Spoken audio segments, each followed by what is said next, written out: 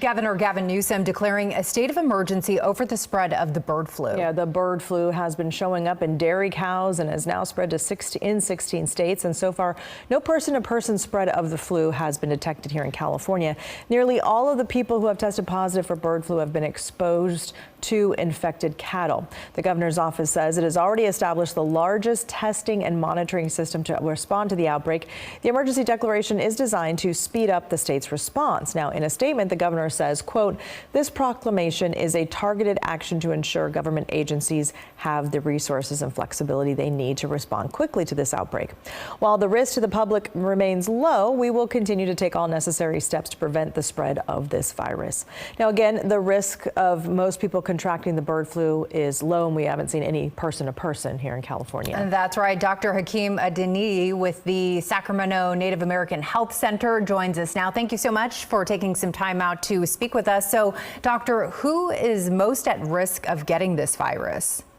So, great question. Generally speaking, it's anyone who is in contact with infected cattle or poultry. Those that work in agriculture generally are the ones that we tend to see. In California, we've seen it in dairy farmers in Central Valley and now in Southern California.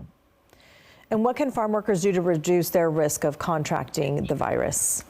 So generally it's passed through bodily secretions, whether it's saliva, mucus, phlegm, things of that nature. So not coming into contact or avoiding contact with that, using proper PPE, whether you're wearing gloves or making sure you're wearing protective eyewear to ensure that that doesn't happen. Staying away from unpasteurized milk is another thing that tends to help decrease the risk. So there haven't been any cases of human-to-human spread, as you mentioned. Doctor, do you see any of that changing? Hopefully not, but it's an ever-evolving process. We tend to see things change over time, little by little. So it's possible that it could happen in the future, but thankfully we have not seen that at this point.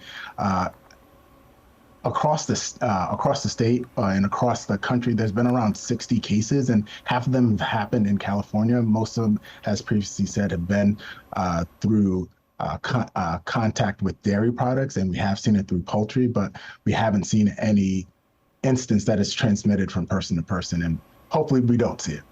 Well, we've talked recently about raw milk, and there's kind of a raw milk craze going viral on social media right now. Talk about the potential risk from drinking that and the pasteurization process, which does eliminate the virus, as you mentioned. So raw milk doesn't eliminate secretions, bodily fluids, things of that nature, which is where we find the virus itself. So by pasteurizing, it tends to kill off all of those contaminations and virus. So that tends to be a lot less risky. So we definitely suggest not doing unpasteurized milk during this time. We know that there are certain dairy farms that are impacted more than others, so they are being isolated out, but we do know that it can spread to other locations at this time. Dr. Hakeem, thank you again for all of your insight. As always, we appreciate it. No problem. Thank you for having me.